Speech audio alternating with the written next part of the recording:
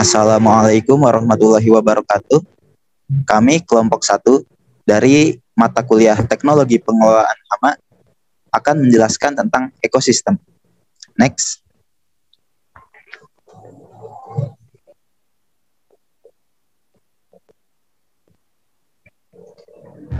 Kami yang beranggotakan Azmi Azizi dengan NIM 041, Danang Taufik Akbar dengan NIM 103, Dea Afirsta dengan NIM 253, Irfansah Armanda Putra dengan NIM 056, Maura Benita dengan NIM 164, Meidito Adiluhung dengan NIM 026, Nur Aini dengan NIM 211, dan Nurul Aisyah dengan NIM 082. Next.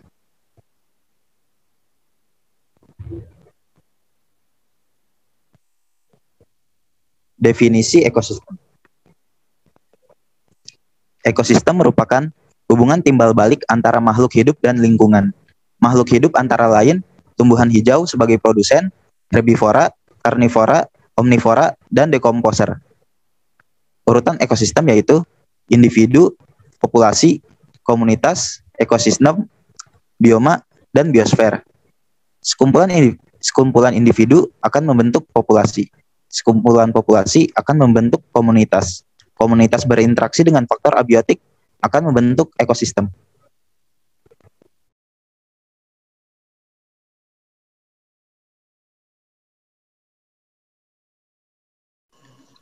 Berikut ini adalah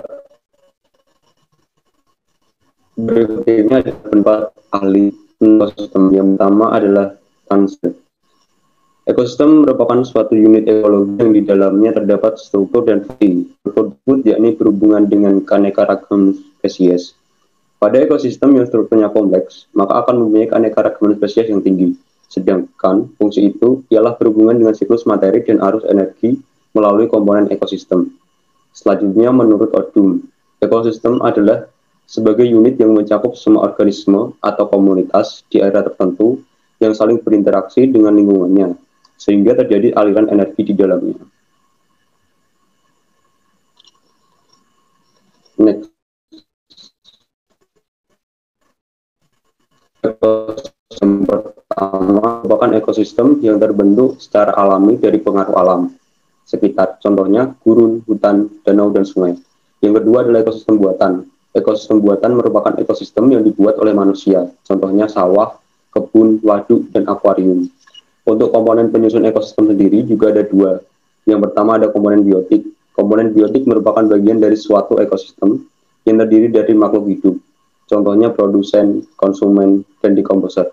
Yang kedua adalah komponen abiotik. Komponen abiotik merupakan bagian dari ekosistem yang terdiri dari makhluk tak hidup, contohnya cahaya, udara, air, tanah, dan suhu.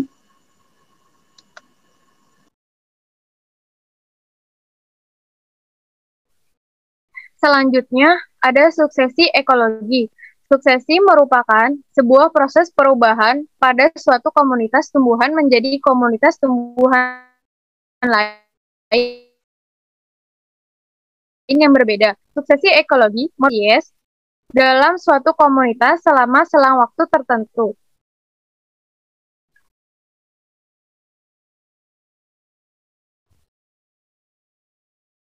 Suksesi dibagi menjadi dua, yaitu ada suksesi primer dan suksesi sekunder. Suksesi primer terjadi karena komunitas asal terganggu, yang mana komunitas tersebut dapat hilang secara total, sehingga di tempat komunitas asal terbentuk habitat baru.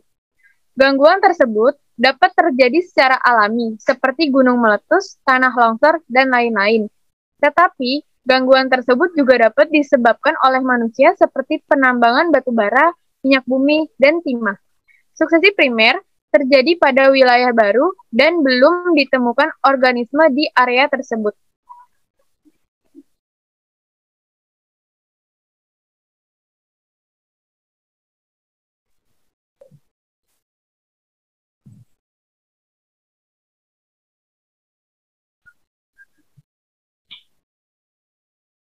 Koevolusi tanaman dan herbivora. Evolusi merupakan proses perubahan spesies dalam jangka waktu tertentu agar mampu beradaptasi dengan lingkungannya dan meneruskan perubahan tersebut kepada generasi berikutnya.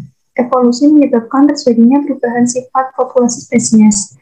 Dan koevolusi merupakan suatu proses antara dua atau lebih spesies yang mempengaruhi proses evolusi satu sama lainnya.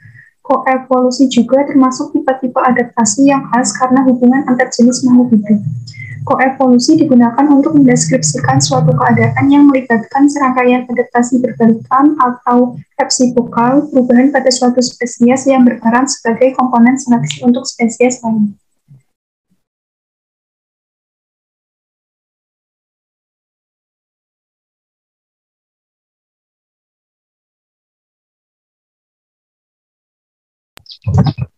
Selanjutnya koevolusi. Definisi koevolusi yaitu suatu proses antara dua atau lebih spesies yang mempengaruhi proses evolusi satu sama lainnya. Koevolusi juga termasuk tipe-tipe adaptasi yang khas karena hubungan antar jenis makhluk hidup. Koevolusi digunakan untuk mendeskripsikan suatu keadaan yang melibatkan serangkaian adaptasi berbalikan atau resiprokal, perubahan suatu spesies yang berperan sebagai komponen seleksi untuk spesies lain.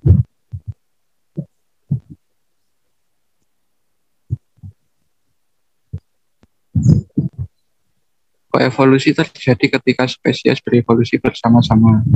Koevolusi sering terjadi pada spesies yang memiliki hubungan simbiosis. Contohnya, tanaman berbunga dan penyerbukannya. Dalam koevolusi, hubungan bisa positif untuk satu jenis atau keduanya. Namun, mungkin terjadi perlombaan senjata evolusi antara predator dan mangsa. Contohnya, tanaman berbunga tergantung pada serangga untuk menyerbukan, sehingga nanti akan berevolusi warna, bentuk, dan aroma. Proses koevolusi penting dalam ekosistem karena jenis interaksi ini membentuk hubungan antar organisme di berbagai tingkat trofik dalam komunitas.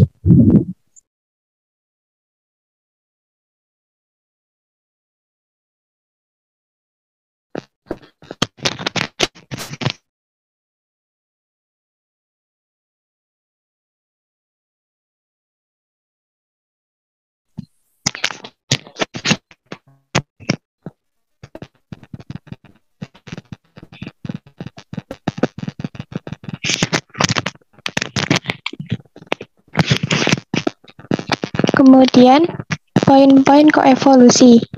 1. Koevolusi melibatkan perubahan adaptif timbal balik yang terjadi di antara spesies yang saling bergantung. 2. Hubungan antagonis, hubungan mutualistik, dan hubungan komensialistik dalam komunitas mempromosikan koevolusi. 3. Interaksi antagonis koevolusi diamati dalam hubungan predator dengan mangsa dan inang dengan parasit.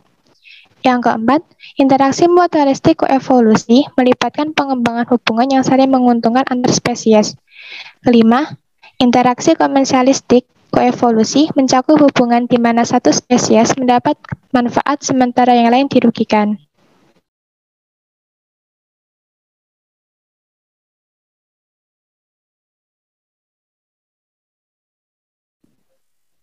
Ekosistem alami dan ekosistem pertanian. Ekosistem alami merupakan ekosistem yang terbentuk secara alamiah sebagai akibat dari di alam sekitarnya. Contohnya gurun, sungai, danau, dan hutan. Ekosistem pertanian merupakan satu bentuk ekosistem binaan manusia yang perkembangannya ditujukan untuk memperoleh produk pertanian yang diperlukan untuk memenuhi kebutuhan manusia. Selanjutnya, sifat-sifat ekosistem pertanian. Antara lain yang pertama yaitu tidak memiliki kontinuitas temporal atau tidak stabil. Keberadaannya hanya dalam waktu terbatas dan sering mengalami perubahan iklim mikro secara mendadak akibat tindakan manusia, seperti pencangkulan, penyiangan, pengairan, dan lain-lain. Yang kedua, struktur ekonomi pertanian didominasi oleh jenis tanaman tertentu yang dipilih oleh manusia. Tanaman baru sering dimasukkan ke dalam ekosistem tersebut. Yang ketiga, umumnya tidak memiliki keberagaman biotik dan genetik yang tinggi, sehingga kurang stabil. Yang keempat, terdapat masukan berupa pupuk, pestisida, dan air irigasi, sehingga jaringan tanaman menjadi kaya unsur hara. Dan yang terakhir, sering terjadi letusan populasi organisme pengganggu tumbuhan atau OPT karena sifat-sifat tersebut.